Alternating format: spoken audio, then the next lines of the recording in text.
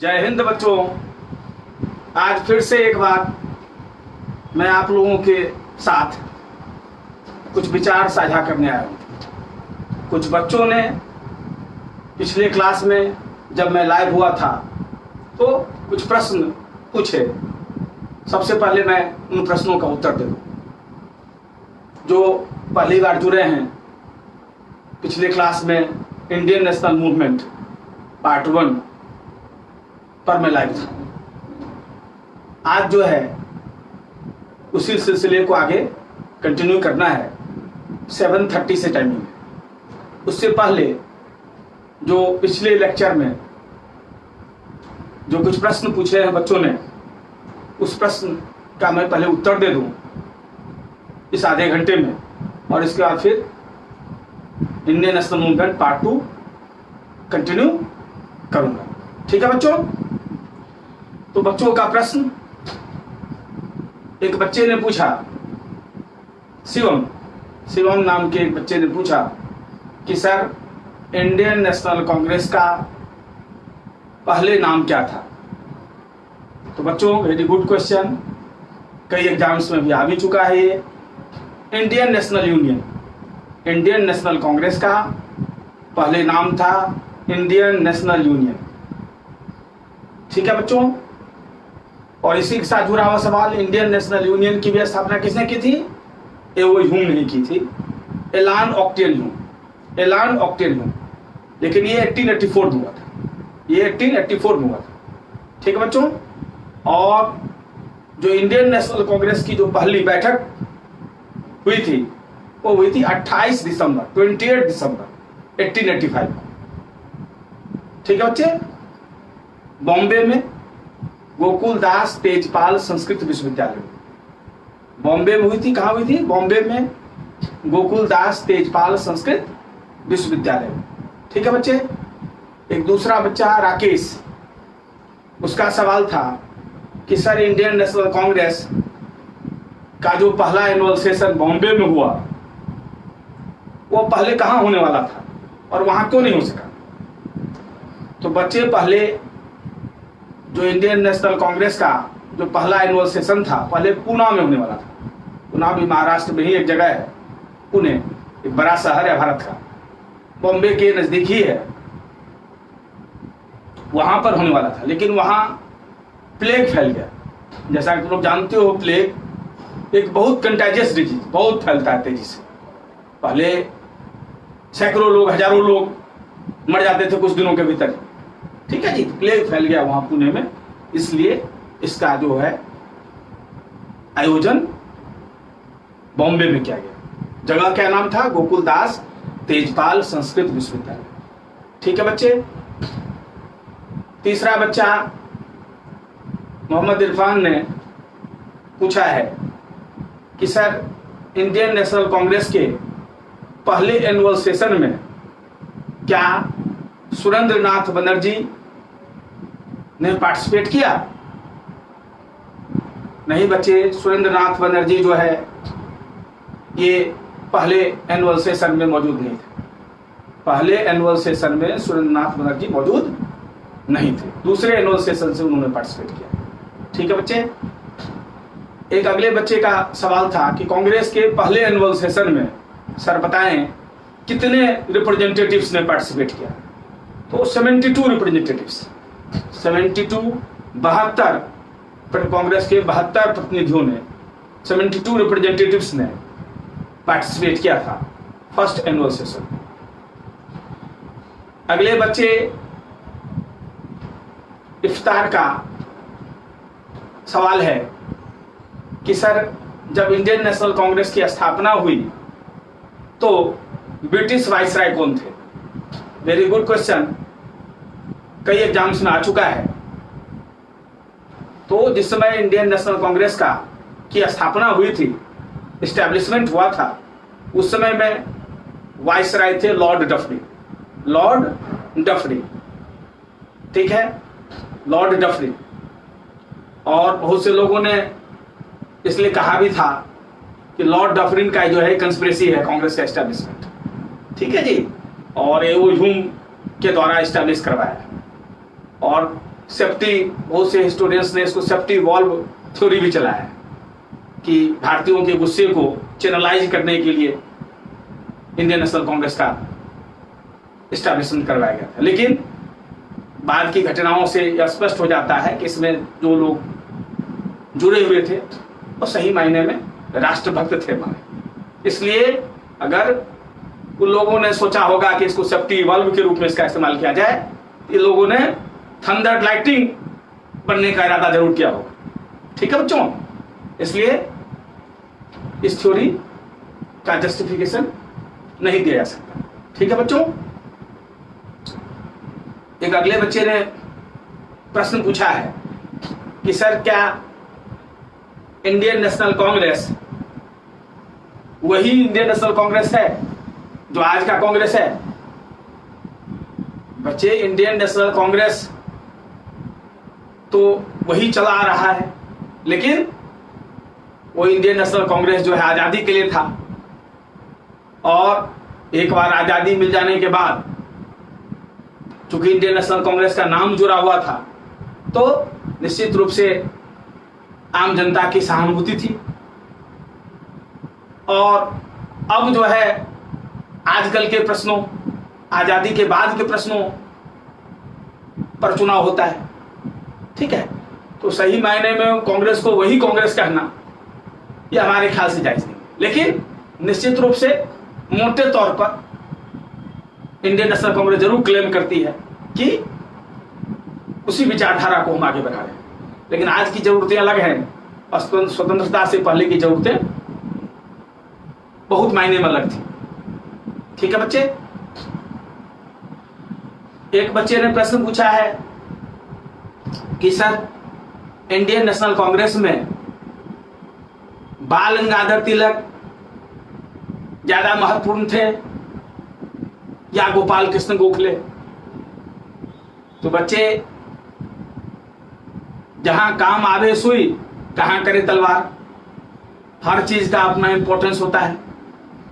हर नेता अपने जगह पर महत्वपूर्ण थे, हर नेता में कुछ स्ट्रेंथ भी था, कुछ शॉर्टकमिंग्स भी था, लेकिन एंड रिजल्ट जिसका ज्यादा बढ़िया हुआ उसको ज्यादा बढ़िया माना गया। गोपाल कृष्ण गोखले भी एक महान नेता थे, नरम दल के मॉडरेट लीडर थे। बाल गंगाधर तिलक भी एक महान नेता थे, उनका विचारधारा थोड़ा ज्यादा, विचारधारा में मिलिटेंसी ज्यादा थी, एक्सट्रीमिज्म ज्यादा था, अपने ताकत पर ज्यादा विश्वास करते थे, अंग्रेजों के जस्टिस सिस्टम पर कम विश्वास था। और दोनों अलग अलग, एक तरह से जब जो समस्याओं का सामना गोपाल कृष्ण गोखले को करना पड़ा होगा, बाल गंगाधर तिलक को कुछ ज्यादा स्ट्रॉन्ग कांग्रेस मिला जब वो कांग्रेस में आए।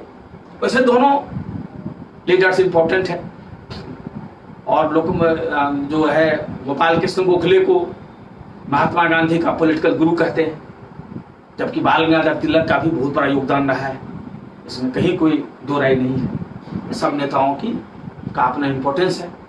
ठीक है बच्चे, तो आज जो है हम लोग आगे कंटिन्यू करते हैं, और बच्चे अपना अपना प्रश्न जो है पूछा करें और उसका जवाब देने की मैं कोशिश करता रहूंगा। बच्चों का फीडबैक मिलता रहेगा तो टीचर के लिए भी कुछ काम होगा कि बच्चों को जवाब देना है। ठीक है, और आप जितना मेहनत करेंगे मैं आपके साथ हूं और हमेशा साथ रहूंगा। और अभी 7:30 बजने ही वाले हैं, 7:30 होने ही वाला है। मैं कुछ देर में आगे कंटिन्यू करूंगा। तब तक एक बच्चे का प्रश्न फिर आ गया मेरे पास। उस बच्चे ने कहा, पूछा है कि सर आजकल लाखों बच्चे एप्लीकेशन भरते हैं, आवेदन करते हैं, वैकेंसीज की संख्या बहुत लिमिटेड होती है, तो लगता है कि हमारा नहीं होगा। बच्चे, मेरा एक ही जवाब है, तुम्हें एक ही सीट चाहिए। एग्जाम में एक से ज़्यादा सीट तो होंगे ही, इसलिए घबराने की कोई ज़रूरत नहीं है। आप अगर अपना 100% दोगे, पूरी प्लानिंग के साथ डिफाइंड सिलेबस को पढ़ोगे, तो निश्चित रूप से आप क्रैक कर सकते हो किसी भी कॉम्पिटिटिव एग्जामिनेशन। ठीक है बच्चे, इसलिए अपना पूरा 100% दो और घबराओ नहीं। ठीक है, अब क्या 7:30 हो गया, 7:30 हो गया? ठीक है, तो मैं आगे कंटिन्यू करता हूं। ठीक है बच्चे,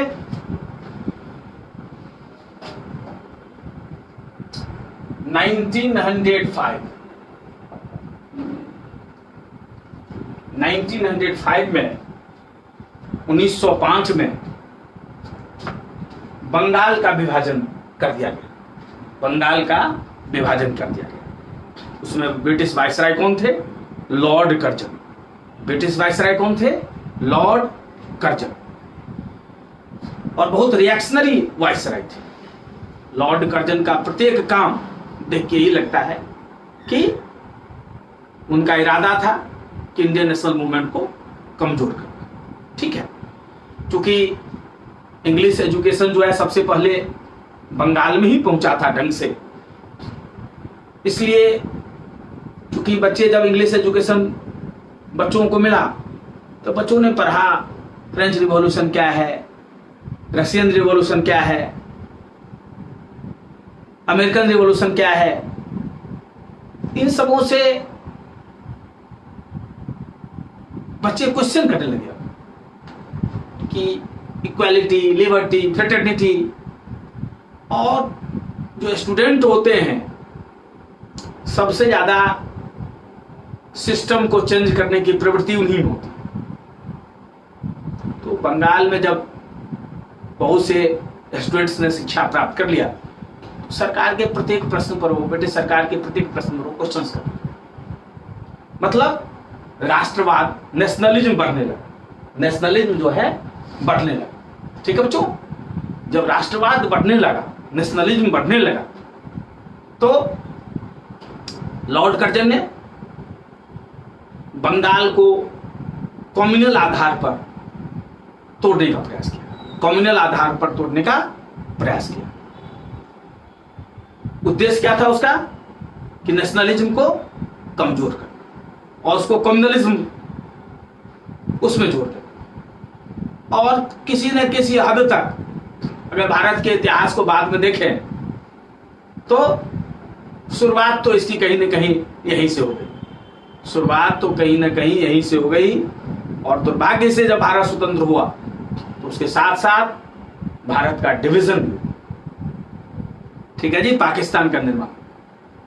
तो इंडियन नेशनल मूवमेंट की एक बहुत बड़ी कमजोरी रही है कि पैरेलल मूवमेंट चला, नेशनलिज्म के साथ साथ कम्युनलिज्म भी पैरेलल चला।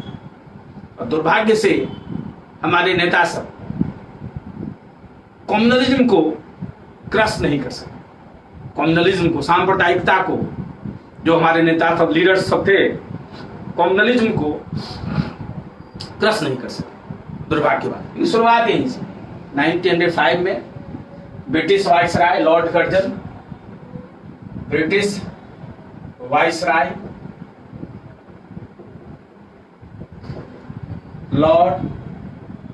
Curzon,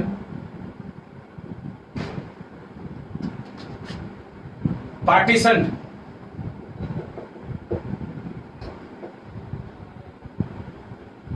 Bengal on communal grounds.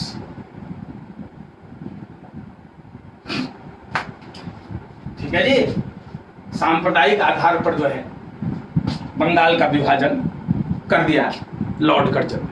ठीक है, और इसके खिलाफ जो है पूरे देश में विरोध हुआ। इसके खिलाफ कौन सा मूवमेंट चला? स्वदेशी मूवमेंट। स्वदेशी movement was launched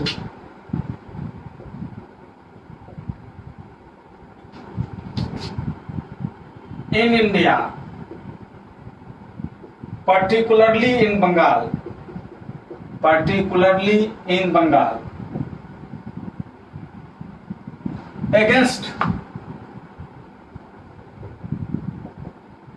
against partition of Bengal.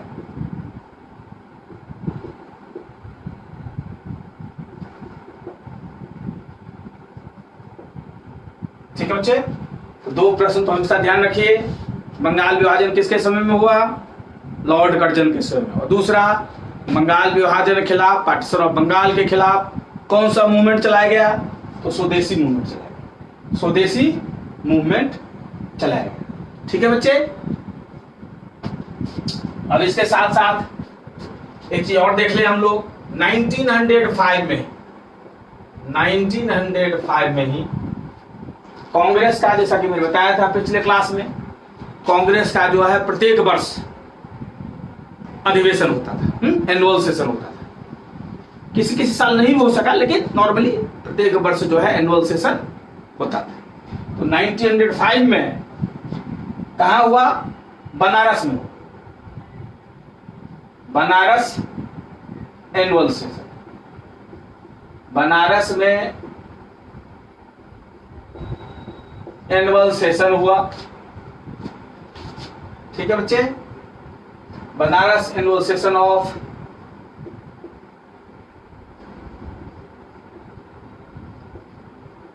Indian national Congress 1905 में बनारस में एनुअल सेशन हुआ इंडियन नेशनल कांग्रेस का।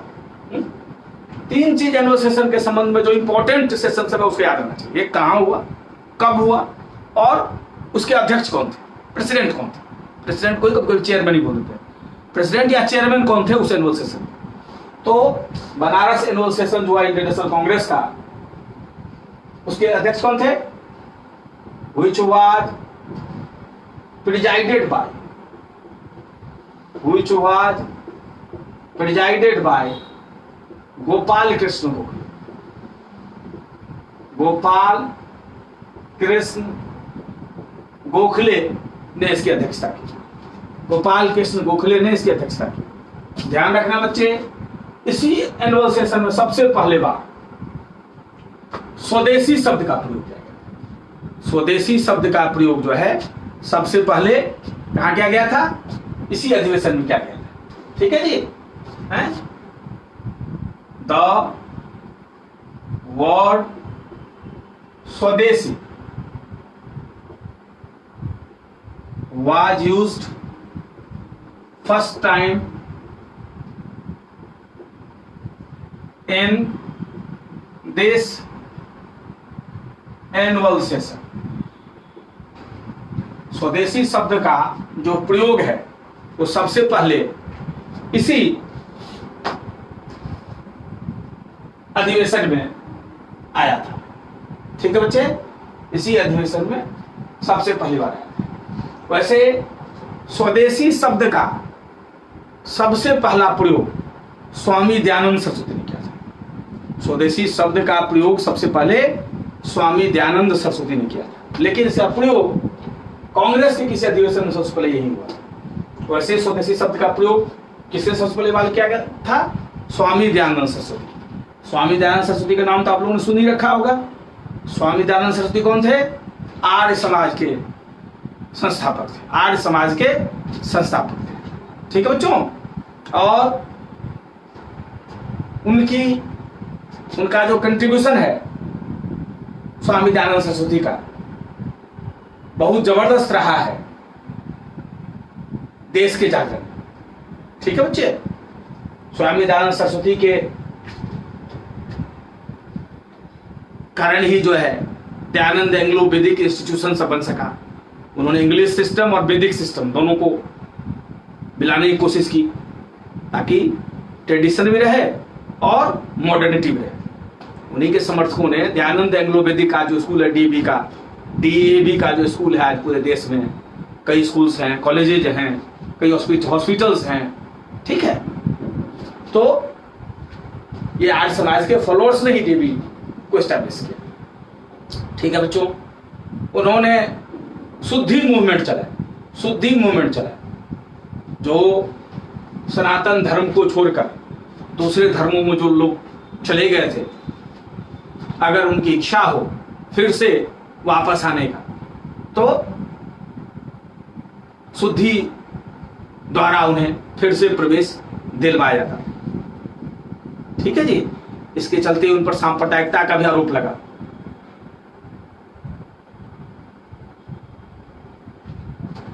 इसके अलावा आर्य समाज का सबसे बड़ा कंट्रीब्यूशन क्या रहा है कि आर्य समाज ने मूर्ति पूजा का विरोध किया, और जो बहुत से जो आडंबर सम्मिलित हो गए थे हिंदू धर्म में, उन सबों का विरोध किया। हिंदू धर्म को अधिक से अधिक लोगों के लिए सिंपल बनाना,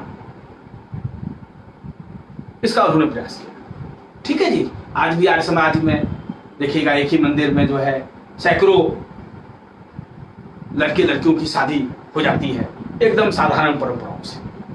ठीक है, खर्च की बहुत बचत होती है इसमें, मतलब जितने भी परंपराएं हैं, अनुष्ठान हैं, कर्मकांड हैं, उसको साधारण बनाने पर बहुत जोर था। ठीक है, और आर्य समाज मानता था एक ईश्वर। आर्य समाज वेदों की ओर लौटो की बात करता था। रिटर्न टू द वेदाज किसका स्लोगन है? स्वामी दयानंद सरस्वती का slogan. Return to the Vedas किसका स्लोगन है? स्वामी दयानंद सरस्वती का ही स्लोगन है। ठीक है बच्चों, ये सब महत्वपूर्ण चीजें हैं। स्वामी दयानंद सरस्वती का नाम आ गया इसलिए मैंने बता दिया। स्वामी दयानंद सरस्वती ने आर्य समाज की स्थापना की। ठीक है बच्चे, तो 1905 इसके लिए इंपॉर्टेंट है कि बनारस में एनुअल सेशन हुआ। इसमें सबसे पहली बार इस एनुअल सेशन में स्वदेशी शब्द का प्रयोग हुआ। ठीक है बच्चे, इसके बाद 1906 में कई महत्वपूर्ण घटनाएं, 1906 जो है कई महत्वपूर्ण घटनाएं हुई 1906। क्या सब घटनाएं हुई? तो 1906 में मुस्लिम लीग की स्थापना हुई। मुस्लिम लीग की स्थापना अंग्रेजों के आशीर्वाद तले मुस्लिम लीग की स्थापना हुई, और मुस्लिम लीग शुरू से ही कांग्रेस विरोधी एजेंडा में सम्मिलित था। और कांग्रेस के सिद्धांतों के उलट चलना शुरू से ही मुस्लिम लीग ने शुरू कर दिया। ठीक है, तो 1906 की कुछ घटनाओं को हम लोग जान लेते हैं। 1906 में ही बांग्लादेश के ढाका, ठीक है जी, बांग्लादेश के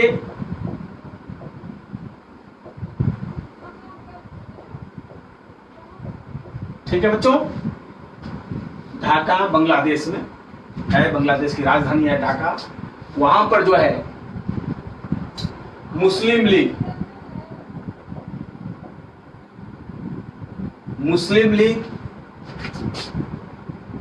was established by Salimullah Khan.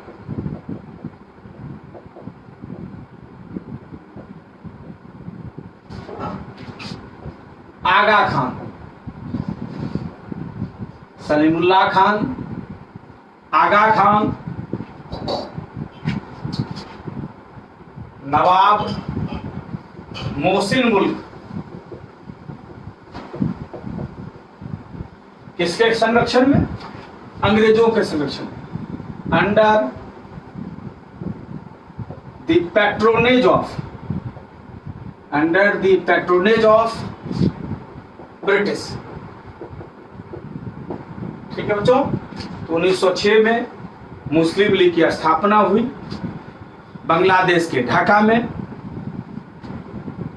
Salimullah Khan, Aga Khan और बांग्लादेश के नवाब थे मोहसिन मुल्क, इन लोगों ने मिलकर किया अंग्रेजों के आशीर्वाद तले। ठीक है, अगर सीधा सवाल पूछे हु फाउंडेड मुस्लिम लीग तो एक उत्तर याद रखिएगा, सलीमुल्लाह खान। ठीक है बच्चे। अगर एक सवाल डायरेक्ट पूछे हु इस्टैब्लिश मुस्लिम लीग तो उत्तर सलीमुल्लाह खान याद रखिएगा, सलीमुल्लाह खान याद रखिएगा। ठीक है बच्चे। 1906 में ये एक महत्वपूर्ण घटना हो गई और 1906 में कांग्रेस का जो एनुअल सेशन हुआ, कांग्रेस का जो एनुअल सेशन हुआ, वार्षिक अधिवेशन हुआ, ये कहां हुआ था? कलकत्ता में। कहां हुआ था? कलकत्ता में।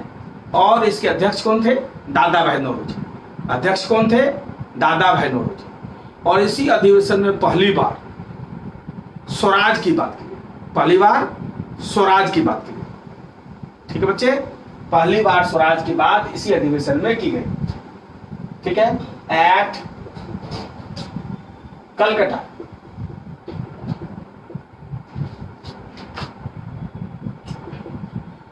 Annual session of Indian national Congress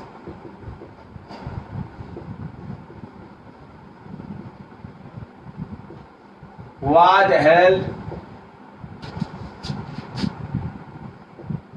under the chairmanship of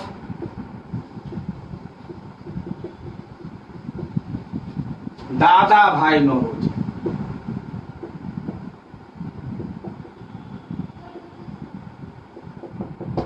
ठीक है बच्चे। कलकत्ता में 1906 में जो वार्षिक अधिवेशन हुआ इंडियन नेशनल कांग्रेस का, कहां हुआ? कलकत्ता में। और उसकी अध्यक्षता किसने की? दादा भाई नौरोजी। दादा भाई नौरोजी। इस अधिवेशन की सबसे बड़ी बात क्या रही कि पहली बार स्वराज को कांग्रेस का ऑब्जेक्टिव बताया, सेल्फ रूल। ठीक है जी। First time Swaraj was demand, Swaraj was demand. और स्वराज का क्या अर्थ हुआ? स्वराज का अर्थ होता है स्वराज, अपना राज। पहली बार स्वदेशी का मांग कब हुआ? 1905 के बनारस अधिवेशन में, जिसकी अध्यक्षता गोपाल कृष्ण गोखले ने की। और पहली बार स्वराज की मांग 1906 में हुई, जिसके कलकत्ता अधिवेशन में, जिसकी अध्यक्षता दादा भाई नौरोजी ने की। ठीक है बच्चों। 1907 में कांग्रेस का अधिवेशन हुआ सूरत। कांग्रेस का अधिवेशन हुआ सूरत। ठीक है। तो एट सूरत, सूरत गुजरात में है, annual session of Indian national Congress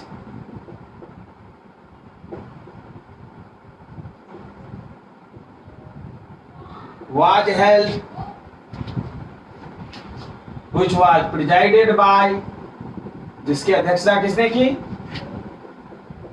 which was presided by रास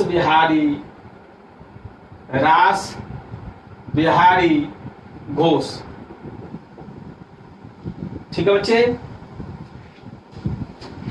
1906 से ही, इनफैक्ट 1905 के अंत से ही गरम दल के नेताओं में और नरम दल के नेताओं में जो है टकराव शुरू हो गया। टकराव शुरू हो गया। 1906 आते आते इतना बढ़ गया कि दादा भाई नौरोजी को कंसेंसस कैंडिडेट के रूप में अपॉइंट किया। ठीक है। और 1907 तक आते आते जो है बात इतनी बिगड़ गई कि गरम दल और नरम दल के नेताओं में धक्का मुक्की भी हो। ठीक है जी। गरम दल वाले नेता सब जो थे, गरम दल में जानते ही आप लोग कौन कौन थे? लाल बाल पाल और अरविंद घोष। लाल लाला लाजपत राय, बाल बाल गंगाधर तिलक, पाल विपिन चंद्र पाल और अरविंद घोष। ये सब गरम दल वाले नेता सब थे, ठीक है। नरम दल वाले नेता सब जो है किसको बनाना चाह रहे थे, तो बनाना चाह रहे थे रास बिहारी घोष को, और गरम दल वाले सब बनाना चाह रहे थे कांग्रेस का अध्यक्ष लाला लाजपत राय को, ठीक है। वैसे गरम दल वाले पराजित हुए इसमें, और बाद में गरम दल वालों को जो है कांग्रेस से निकाल दिया गया, कांग्रेस से निकाल दिया गया इन नेताओं को, चारों नेताओं को, और इससे कांग्रेस कमजोर हुई, हमारा राष्ट्रीय आंदोलन कमजोर हुआ। और बाद में जो है गरम दल वाले नेताओं को ब्रिटिश सरकार ने कुछ आरोप लगाकर सबको गिरफ्तार वगैरह करवा लिया, सबको गिरफ्तार वगैरह करवा लिया। इससे आंदोलन हमारा बहुत कमजोर है, आंदोलन जो है हमारा राष्ट्रीय आंदोलन बहुत कमजोर है, ठीक है जी, ठीक है बच्चों। और अंग्रेजों ने इसका फायदा और उठाया, जब हमारा आंदोलन कमजोर हुआ तो अंग्रेजों ने इसका और फायदा उठाया, ठीक है जी। उस पर आते हैं हम लोग। अब सबसे पहले समझ ले हम लोग, जो बंगाल विभाजन हुआ, पार्टीशन ऑफ बंगाल 1905 में लॉर्ड कर्जन के समय में, उसमें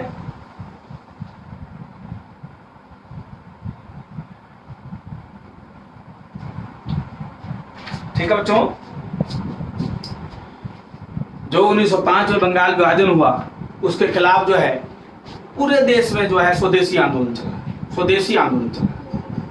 और इस स्वदेशी आंदोलन में जो है विदेशी वस्त्रों का को जलाया गया, विदेशी वस्तुओं का बहिष्कार किया गया, बाइकॉट, विदेशी वस्त्रों का, फॉरेन क्लोथ्स को बाइकॉट किया गया। इसके इसी स्वदेशी आंदोलन में ही स्वराज की भी मांग की गई। तो स्वदेशी वस्तुओं का प्रचार प्रसार, अपने देश में बनी हुई, आज भी हम लोग मेड इन इंडिया ही कर रहे हैं, made in India, made in India, उसमें भी स्वदेशी की बात की जा रही थी। मतलब बहुत ज़्यादा परिवर्तन भारत शायद नहीं कर सका, आज की डेट में भी हम लोग फॉरेन मेड गुड से परेशान ही हैं। तो स्वदेशी, ठीक है जी, अपने देश में बने सामानों का प्रचार प्रसार, विदेशी वस्तुओं का बहिष्कार, बाइकॉट, ठीक है। पिकेटिंग मतलब धरना देना ऑन फॉरेन लिकर शॉप्स, जो विदेशी शराब वगैरह की दुकानें थी उस पर धरना देना। To establish national educations, to establish national educational institutions, राष्ट्रीय शिक्षण संस्थाओं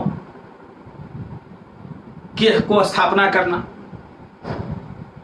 ये सब चार मूल चीज था स्वदेशी आंदोलन का, चार एस्पेक्ट। क्या क्या? स्वदेशी, तो अपने देश का, अपने देश में बना हुआ सामान का यूज करना। Swaraj, self rule, self rule, अपना शासन। और तीसरा स्वदेशी, स्वराज, तीसरा बाइकॉट, बहिष्कार, बाइकॉट ऑफ फॉरेन गुड्स, ठीक है, विदेशी वस्तु बहिष्कार। और चौथा नेशनल एजुकेशन, राष्ट्रीय शिक्षा। और बंगाल में बंगाल नेशनल कॉलेज स्थापित किया गया, जिसके प्रिंसिपल बंगाल नेशनल कॉलेज 1906 में स्टैब्लिश किया गया, जिसके प्रिंसिपल बनाए गए अरविंद घोष। स्वदेश बांधव समिति की स्थापना की गई थी, स्वदेश बांधव समिति की स्थापना की गई थी इसी स्वदेशी आंदोलन के दौरान। स्वदेशी आंदोलन के दौरान जो है, ये प्रश्न कई बार आ भी चुका है, रविन्द्रनाथ टैगोर की प्रेरणा से लोगों ने राखी का त्योहार बनाया। रविन्द्रनाथ टैगोर की प्रेरणा से लोगों ने राखी का त्योहार बनाया। अब वंदे मातरम गाना इसी समय हिट हो गया, राष्ट्रगान के रूप में वंदे मातरम को एक तरह से दर्जा मिल गया उस समय, ठीक है जी। इतना पॉपुलर हो गया वंदे मातरम बंगाल के सड़कों पर। उगली नदी में लोगों ने स्नान किया, कई लोगों ने विरोध स्वरूप अपने बाल मुड़वाए, लोग मार्च निकाले, ठीक है जी। इस प्रकार अगर पूछा जाए आपसे कि स्वदेशी आंदोलन के दौरान कौन त्योहार मनाया गया, तो उत्तर होगा राखी, रक्षाबंधन। ध्यान रखिएगा, होली दिवाली प्रत्येक साल आता है, लेकिन सवाल जब भी पूछा जाए कि स्वदेशी आंदोलन के दौरान विरोध स्वरूप बंगाल विभाजन के विरोध स्वरूप कौन सा त्योहार मनाया गया? तो उत्तर क्या होगा? राखी। राखी का त्योहार। क्लियर है बच्चों? राखी का त्योहार मनाया। और इसी बंगाल विभाजन के खिलाफ, इसी बंगाल विभाजन के खिलाफ रविन्द्रनाथ टैगोर, सबसे महत्वपूर्ण चीज, इसी बंगाल विभाजन के खिलाफ जो है रविन्द्रनाथ टैगोर ने एक गीत लिखा, आमार सोनार बंगला। आमार सोनार बंगला। ठीक है बच्चों, ध्यान रखिएगा। इसी बंगाल विभाजन के खिलाफ रविन्द्रनाथ टैगोर ने एक गीत लिखा, आमार सोनार बंगला। आमार सोनार बंगला आज ये बांग्लादेश का राष्ट्रीय गीत है। बांग्लादेश का राष्ट्रीय गीत है। ये बहुत बड़े सम्मान की बात है हम लोगों के लिए कि रविन्द्रनाथ टैगोर, जिन्होंने जनगण मन लिखा, जो भारत का नेशनल एंथम है, उन्होंने ही बांग्लादेश का भी नेशनल सॉन्ग लिखा, आमार सोनार बंगला। आज भी बांग्लादेश का नेशनल सॉन्ग क्या है? आमार सोनार बंगला। आमार सोनार बंगला। ये स्वदेशी आंदोलन के दौरान ही बंगाल विभाजन के खिलाफ रविन्द्रनाथ टैगोर ने लिखा था। क्या लिखा था? आमार सोनार बंगला। ठीक है बच्चों, तो 4-5 प्रश्न जो है बहुत इंपॉर्टेंट है आपके लिए, ध्यान रखिएगा यहाँ इस संदर्भ में। पहला, स्वदेशी आंदोलन, कौन सा आंदोलन बंगाल विभाजन के खिलाफ चलाया गया? तो पार्टीशन ऑफ बंगाल के खिलाफ जो है स्वदेशी आंदोलन चलाया। बंगाल विभाजन किसके समय हुआ था? ब्रिटिश वायसराय लॉर्ड कर्जन के समय में। ठीक है। तीसरा सवाल बनता है, कौन सा त्योहार स्वदेशी आंदोलन के दौरान मनाया गया था? राखी उत्तर होगा। और बंगाल विभाजन के खिलाफ जो है रविन्द्रनाथ टैगोर ने कौन सा गीत लिखा? आमार सोनार बंगला, जो आज बांग्लादेश का राष्ट्रीय गीत है। ये सब कुछ महत्वपूर्ण बिंदु हैं जो आप ध्यान रखेंगे तो बढ़िया रहेगा। और इधर आप आ जाइए, 1907 में हम लोग पढ़ रहे थे, लिखवाया बताया था आप लोगों को कि सूरत में कांग्रेस का वार्षिक अधिवेशन हुआ, जिसमें रास बिहारी घोष जो है इसके अध्यक्ष बने। जो एक्सट्रीमिस्ट लीडर्स थे कांग्रेस के, वो चाह रहे थे लाला लाजपत राय हो, इसलिए आपस में लोगों में धक्का मुक्की भी हो गया और बाद में गरम दल वालों को कांग्रेस से निकाल गया। इस प्रकार कांग्रेस में टूट हो गई। तो 1907 में सबसे इंपॉर्टेंट घटना क्या है? Split of Congress. कांग्रेस में टूट। ठीक है जी, ये पहले ही लिख चुके हैं हम। कहा? सूरत एनुअल सेशन में, जिसकी अध्यक्षता रास बिहारी घोष ने की थी, पीछे लिख चुके हैं हम लोग। तो सूरत वार्षिक अधिवेशन में जो है कांग्रेस में टूट आ गया। कांग्रेस में टूट हो गया, गरम दल वाले नेताओं को कांग्रेस से निकाल दिया गया, कांग्रेस कमजोर हो गई। इसके बाद ब्रिटिश सरकार ने मौका देकर जो है गरम दल वाले नेताओं को किसी न किसी चार्ज में पकड़ के जेल में डाल दिया। ठीक है बच्चों, तो इससे हमारा जो राष्ट्रीय आंदोलन है वो कमजोर हुआ और इसका फायदा अंग्रेज और उठाए। 1909 में अंग्रेज लाए मॉर्ले मिंटो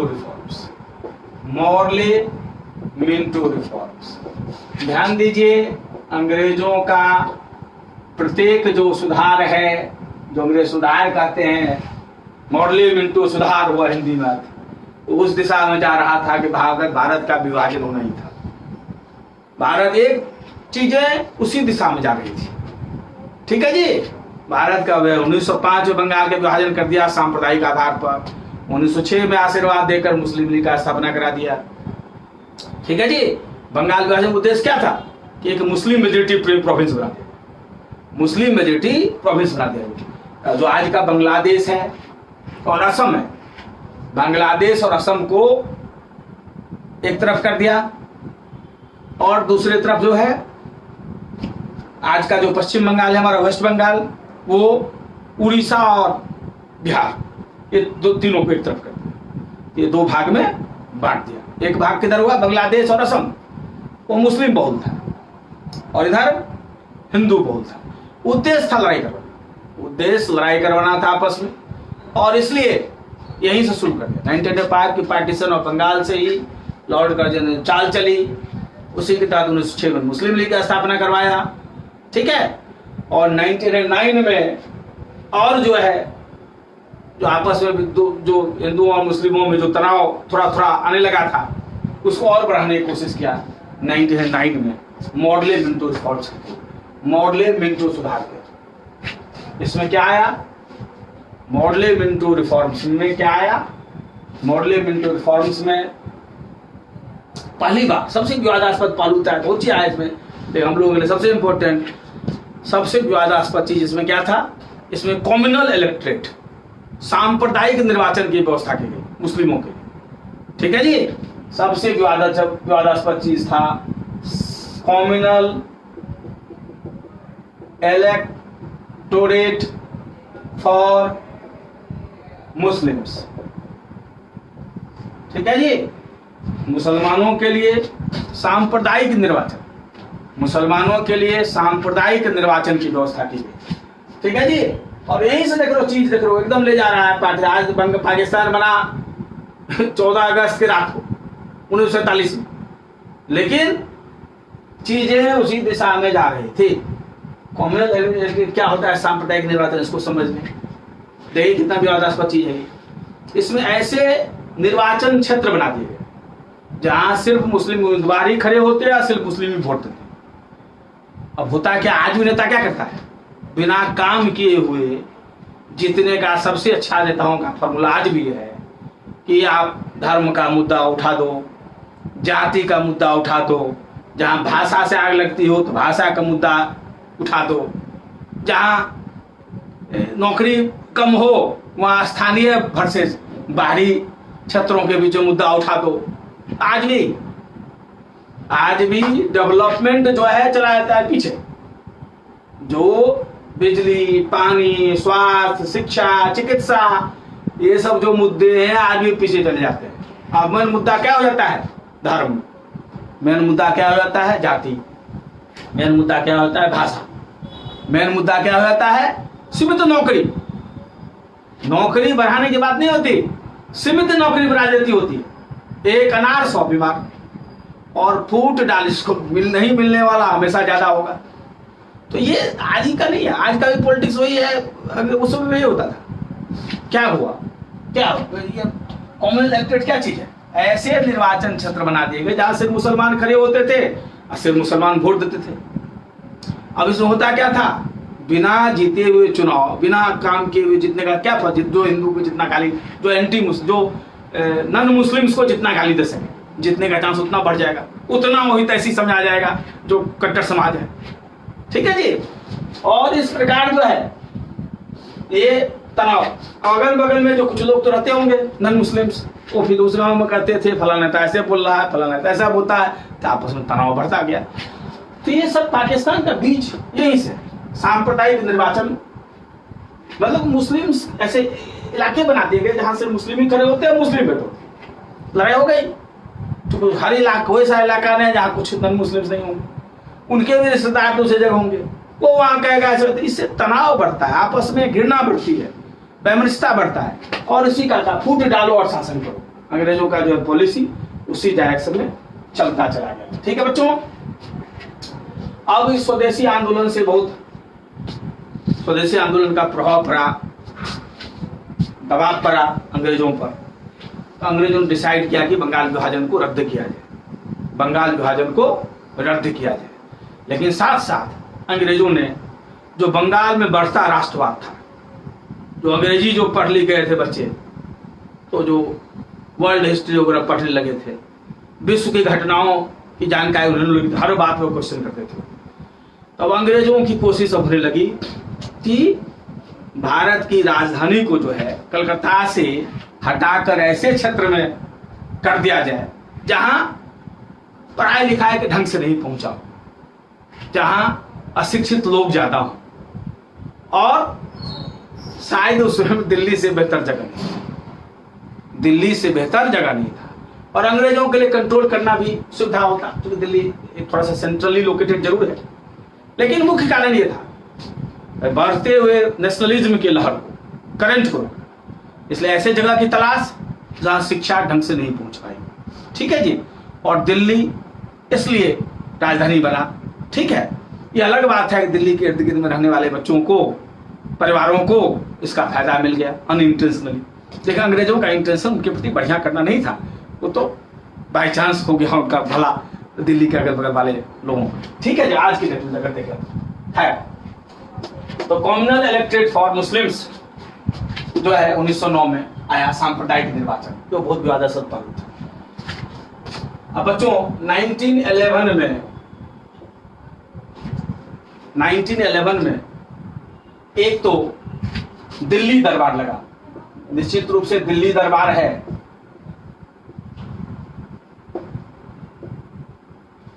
तो दिल्ली में ही लगा होगा, ये तो लिखने की जरूरत नहीं है।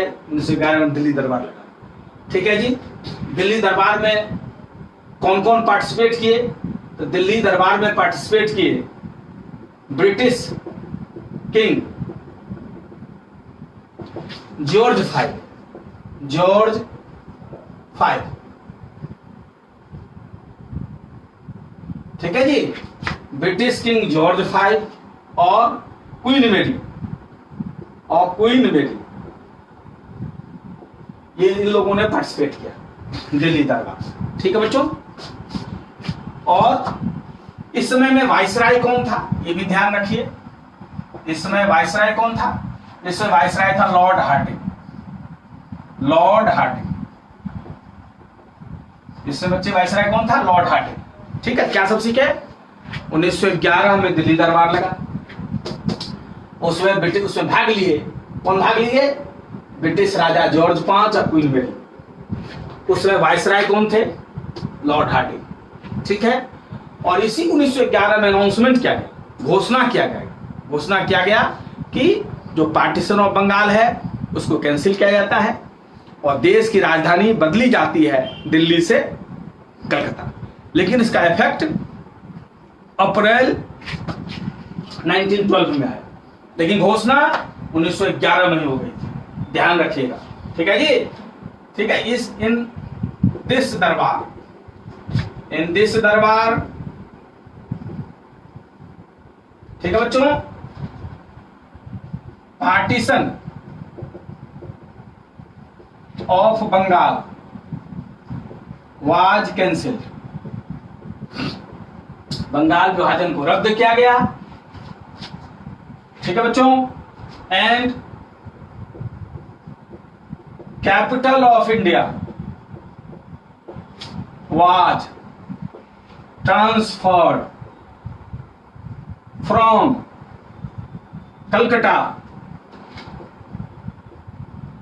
टू दिल्ली। क्यों भारत? ठीक है बच्चों, कलकत्ता से राजधानी दिल्ली क्यों लाया गया? ताकि जो नेशनलिज्म बढ़ रहा था बंगाल में बहुत ज्यादा, कैपिटल में बढ़ना बहुत बड़ी बात होती है, उसको क्रश करने के लिए ऐसे एरिया की जरूरत थी जहां लोग पढ़े लिखे ना हो, और शायद उसमें दिल्ली से बेहतर जगह नहीं था। ठीक है बच्चों, इसलिए राजधानी कलकत्ता से दिल्ली किया गया। और दूसरा एक पॉइंट ये भी हो सकता है कि सेंट्रली लोकेटेड भी दिल्ली है, सेंट्रली लोकेटेड भी दिल्ली ज्यादा है। वो बोले कि वो उतना इंपॉर्टेंट नहीं है, जितना पहला पॉइंट बताया वो ज्यादा इंपॉर्टेंट है। सवाल कभी पूछे उत्तर हमेशा पहला जो पॉइंट बताया वो। ठीक है बच्चे, 1911 में और कई महत्वपूर्ण घटनाएं घटी। 1911 में 1911 में कलकत्ता में पहली बार जनगण मन गाया गया।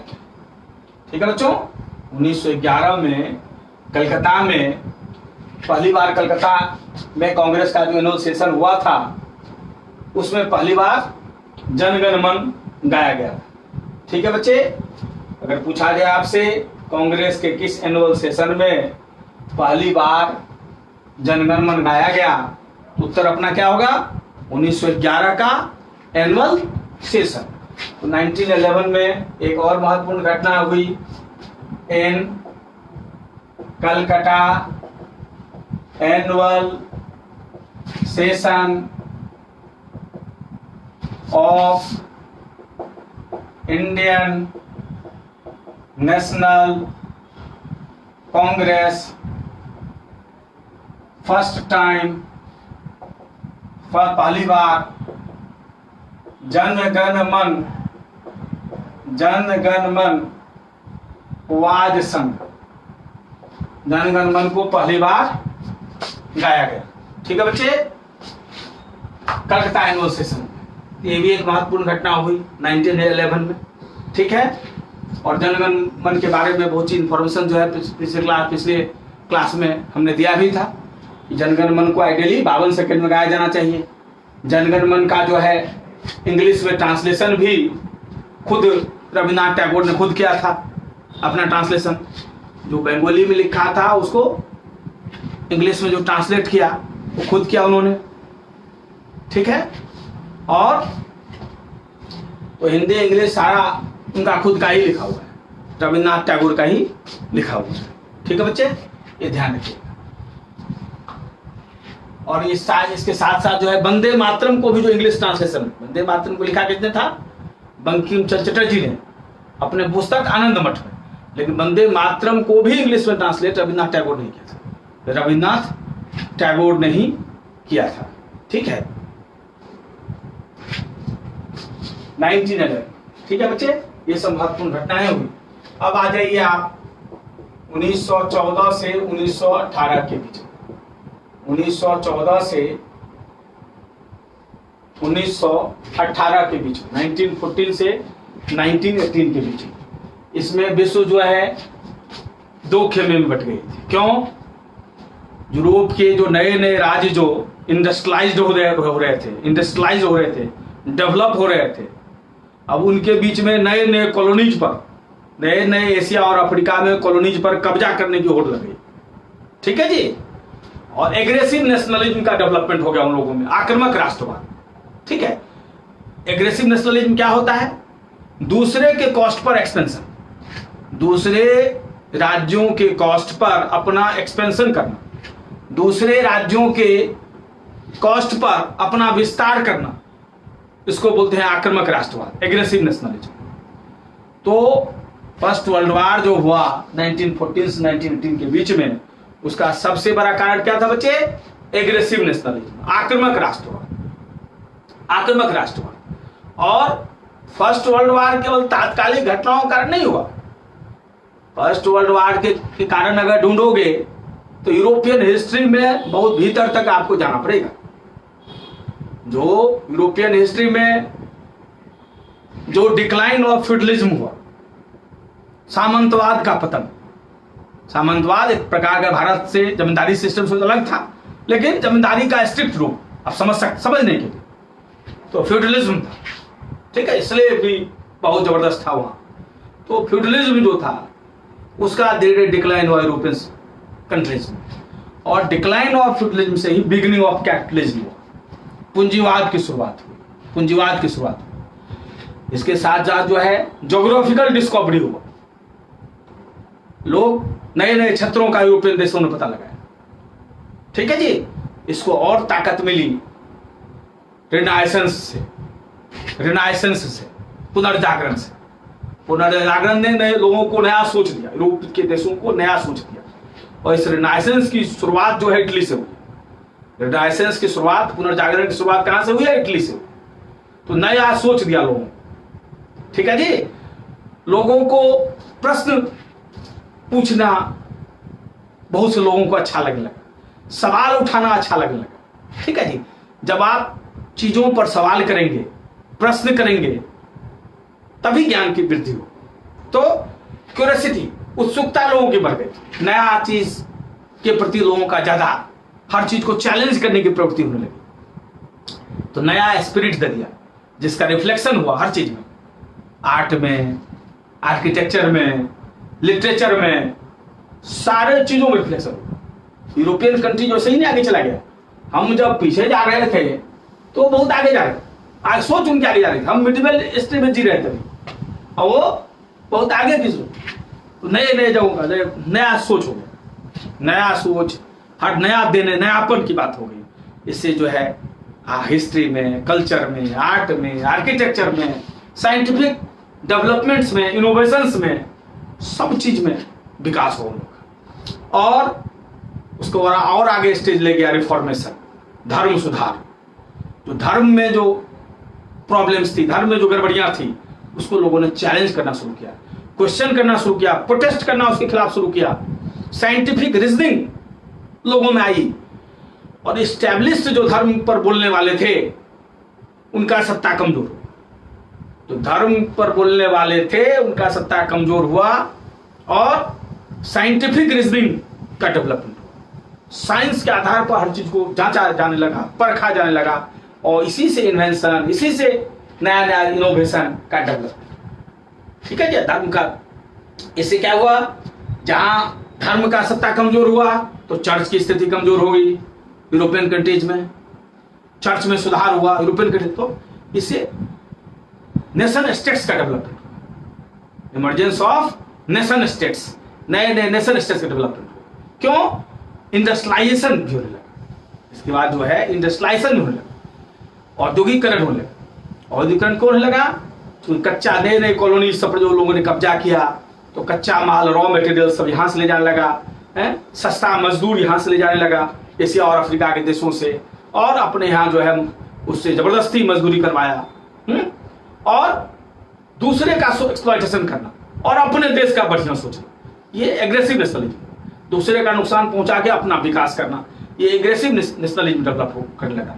इसे इमरजेंस ऑफ नेशन स्टेट्स, नए नए नेशन स्टेट्स का डेवलपमेंट हुआ। इंडस्ट्रियल रेवोल्यूशन, औद्योगिक क्रांति की शुरुआत सबसे पहले कहाँ हुई? इंग्लैंड में।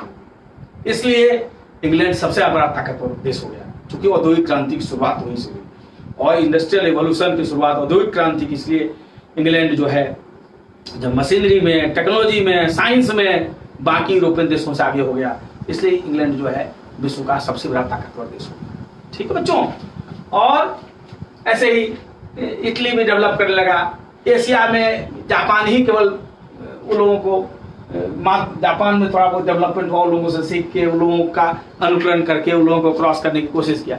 बाकी देश जो है एशिया तक नहीं पहुंचा उस ढंग से चीजें, और यूरोपियन कंट्री सब जो है बहुत डेवलप कर गया। ठीक है बच्चों।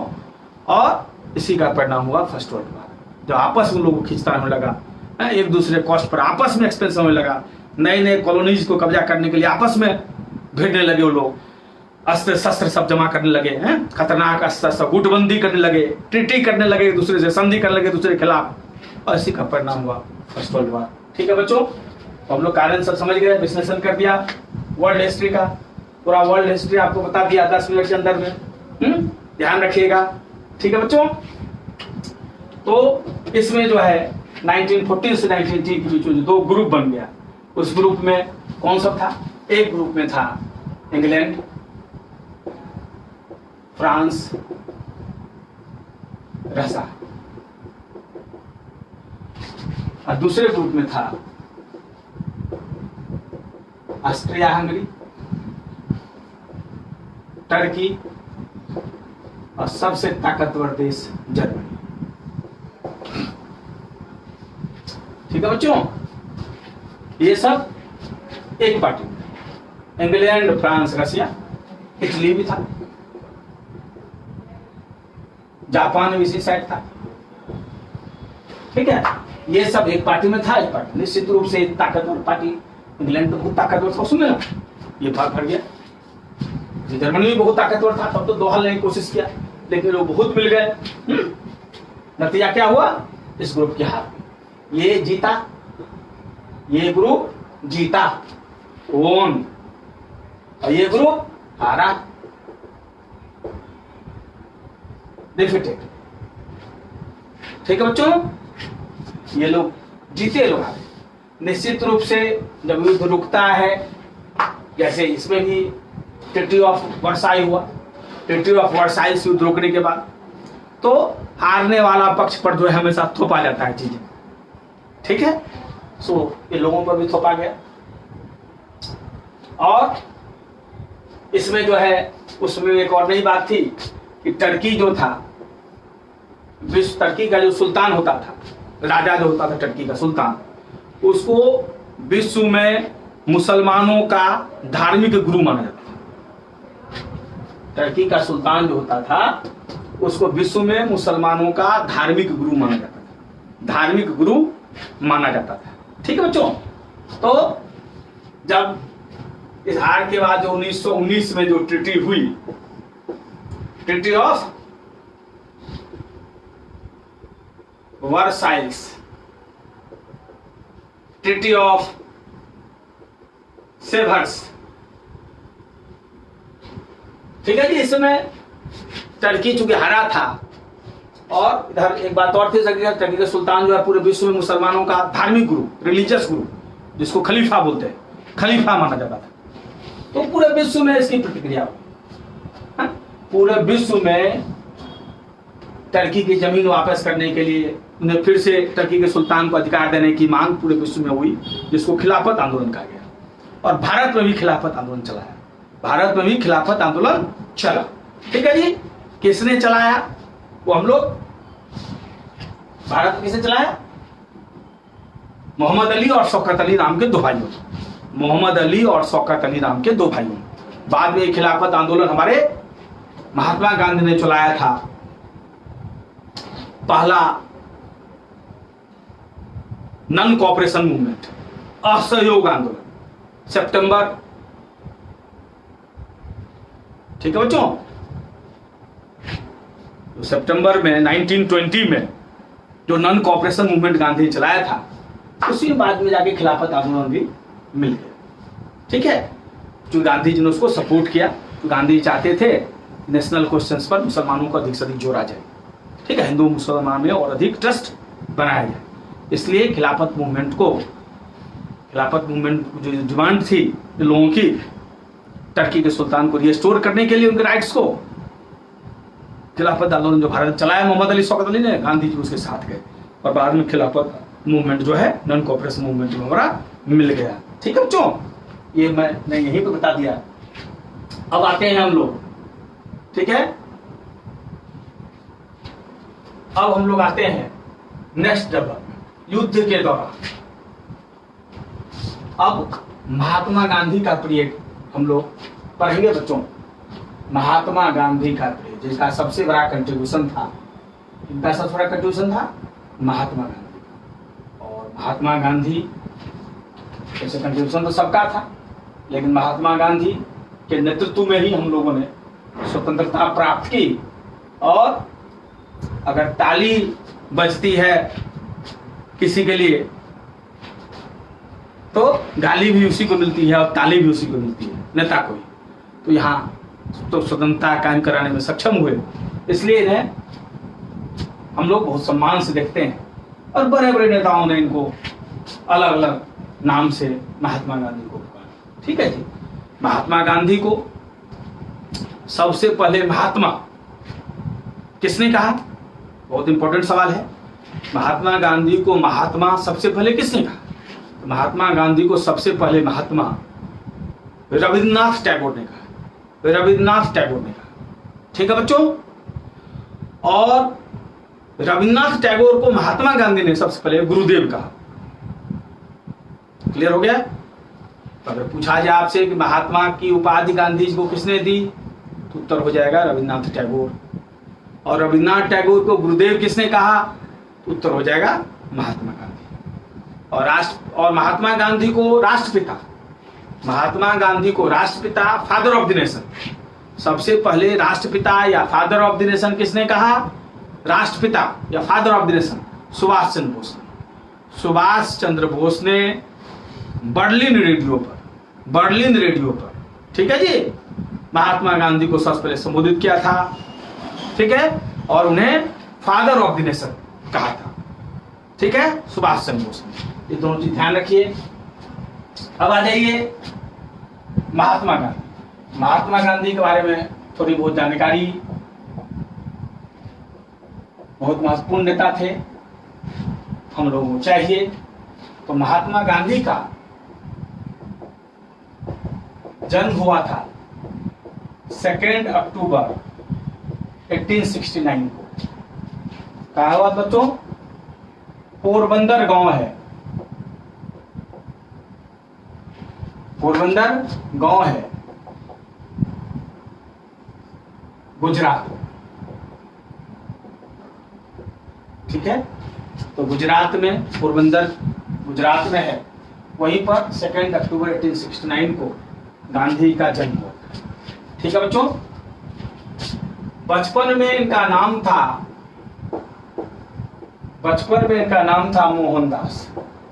मोहनदास। ठीक है। इनके पापा का नाम था करमचंद गांधी, करमचंद गांधी। गुजराती परंपरा में पिता का नाम जो है वो बेटे में जुड़ जाता है, इसलिए गांधी जी क्या कहलाए? मोहनदास करमचंद। तो गुजराती परंपरा में बाप का नाम जो है बेटे में जुड़ जाता है। इनका चूंकि बचपन का नाम मोहनदास था, इसलिए गांधी क्या कहलाए? मोहनदास करमचंद। चूंकि MK गांधी भी बोलते हैं, ठीक है जी, मोहनदास करमचंद गांधी। इनकी माँ थी पुतली बाई इनके माँ का नाम था। कम उम्र में ही इनकी शादी हो गई थी और पत्नी इनकी थी कस्तूरबा।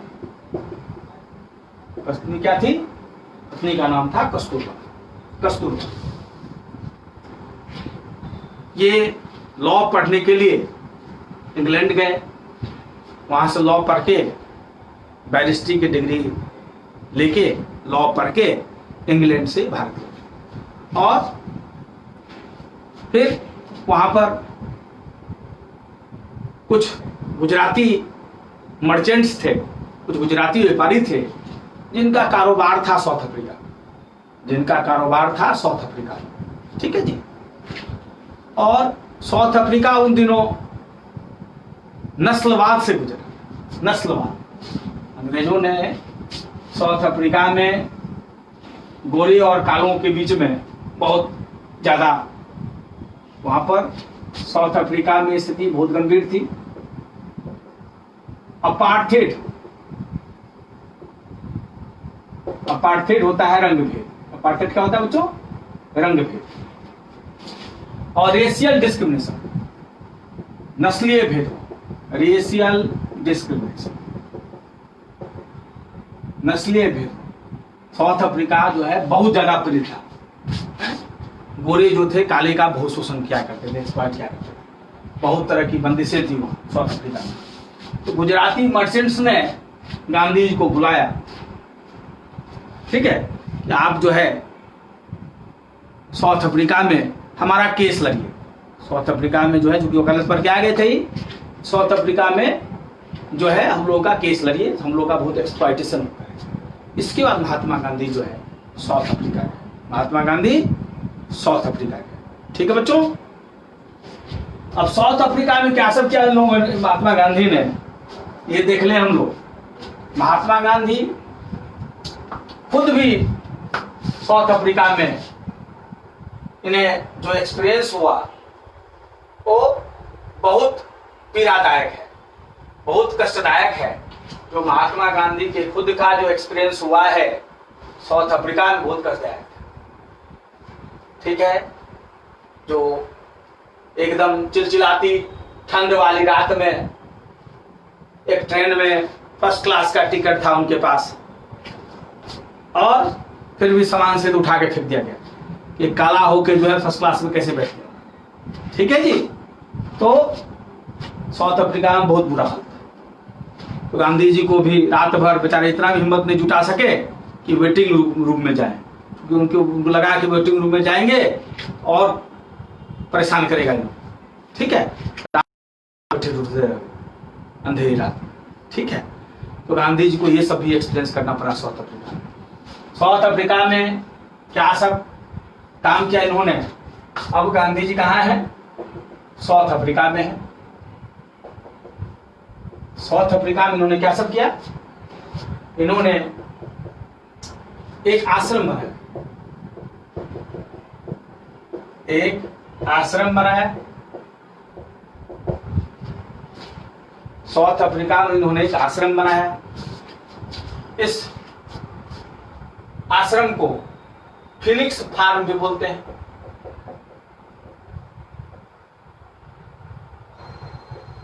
टॉल्स्टॉय फार्म बोलते हैं, टॉल्स्टॉय फार्म। यहां बता दूं कि लियो टॉल्स्टॉय एक रशियन उपन्यासकार थे, रशियन नॉवलिस्ट थे। लियो टॉल्स्टॉय एक रशियन नॉवलिस्ट थे। उनकी किताब War and Peace world famous किताब है, और आज विश्व का सबसे बड़ा उपन्यासकार, विश्व का सबसे बड़ा नॉवलिस्ट किसे माना जाता है? लियो टॉल्स्टॉय को ही माना जाता है। विश्व का सबसे बड़ा नॉवलिस्ट कौन माना जाता है? लियो टॉल्स्टॉय, रशियन नॉवलिस्ट ही विश्व के सबसे बड़े उपन्यासकार, विश्व के सबसे बड़े नॉवलिस्ट माने जाते हैं लियो टॉल्स्टॉय। ठीक है बच्चों, तो लियो टॉल्स्टॉय गांधी जी के आइडियल थे, गांधी जी के आदर्श थे लियो टॉल्स्टॉय। गांधी जी दो महान शख्सियतों से बहुत ज्यादा प्रभावित थे, एक लियो टॉल्स्टॉय और दूसरा जॉन रस्किन।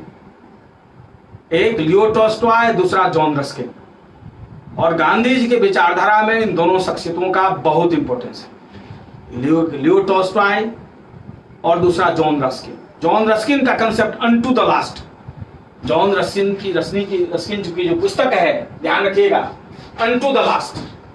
जॉन रस्किन की जो पुस्तक है unto the last, unto the last. और लियो टॉल्स्टॉय की जो पुस्तक है war and peace, war and peace, ये दोनों किताब का गांधी जी पर बहुत ज्यादा प्रभाव देखा जा सकता है। और आप मान सकते हैं गांधी जी के लाइफ में इन दोनों शख्सियतों का बहुत अहम योगदान रहा है। जॉन रस्किन का पुस्तक अनटू द लास्ट ध्यान रखेंगे आप, और लियो टॉल्स्टॉय का किताब war and peace, war and peace. चलिए एंड लिख दिया, ऐसे ही इसे लिखा नहीं जाता लेकिन इसको एंड समझ लीजिए, वार एंड पीस। ठीक है बच्चों, तो दक्षिण अफ्रीका में उन्होंने एक फिलिक्स फार्म भी बोलते हैं उसको, या टॉल्स्टॉय फार्म बोलते हैं, एक आश्रम की स्थापना हुई। ठीक है, और बस 5 मिनट लाइव है हम, इसके बाद फिर अगले क्लासेज में फिर मौका मिलेगा, फिर आप लोग अनाउंस करेंगे और फिर लाइव होंगे। और आज 5 मिनट में इसको थोड़ा सा वाइंड अप करते हैं एक जगह पर, इसका फिर आगे क्लासेज में फिर इससे आगे प्रोसीड करेंगे। ठीक है बच्चों, इसके बाद इन्होंने सत्याग्रह, सत्याग्रह नामक राजनीतिक औजार, सत्याग्रह ध्यान रखिएगा, ये 2 शब्द से बना है सत्याग्रह। अगर इसका हम संधि विच्छेद करें तो सत्य जमा आग्रह, सत्य जमा आग्रह, सत्य के लिए आग्रह करना। तो सत्याग्रह की खोज, सत्याग्रह की खोज गांधी जी ने कहा कि सत्याग्रह की खोज गांधी जी ने दक्षिण अफ्रीका में की। दक्षिणी अफ्रीका में ही सत्याग्रह नामक पॉलिटिकल टूल का खोज किया, और जिसका जवाब अंग्रेजों के पास नहीं था। क्योंकि गांधी जी के सत्याग्रह में नॉन वायलेंस बहुत बड़ा चीज था। हम सत्य के लिए आग्रह करेंगे, हम अपने अधिकारों की मांग करेंगे, लेकिन अहिंसात्मक तरीकों से, वायलेंस का प्रयोग नहीं करेंगे, नॉन वायलेंट मींस से करेंगे। और इसका जवाब जो है क्रूर से क्रूर सेना के पास नहीं होता था, क्योंकि एक सत्याग्रही लाठी खा सकता था लेकिन अपने मांग पर अडिग रहता था, हिलता नहीं था। तो ये बहुत बड़ा था, सत्याग्रह का खोज यहीं से किया, जिसका भारत में प्रयोग सबसे पहले उन्होंने चंपारण में किया। भारत में पूछा जाए सत्याग्रह सबसे गांधी जी का पहला कहां था, तो 1917 का 1917 का चंपारण सत्याग्रह बिहार में, लेकिन पहली बार प्रयोग साउथ अफ्रीका में ही हो गया था। ठीक है जी, ये ध्यान रखिएगा, दोनों अलग सवाल है। इसके अलावा ये बहुत बड़ा चीज के अलावा एक इन्होंने पेपर निकाला अपने विचारधारा को रखने के लिए, Indian opinion, Indian opinion, Indian opinion नाम का एक समाचार पत्र इन्होंने निकाला, इंडियन ओपिनियन।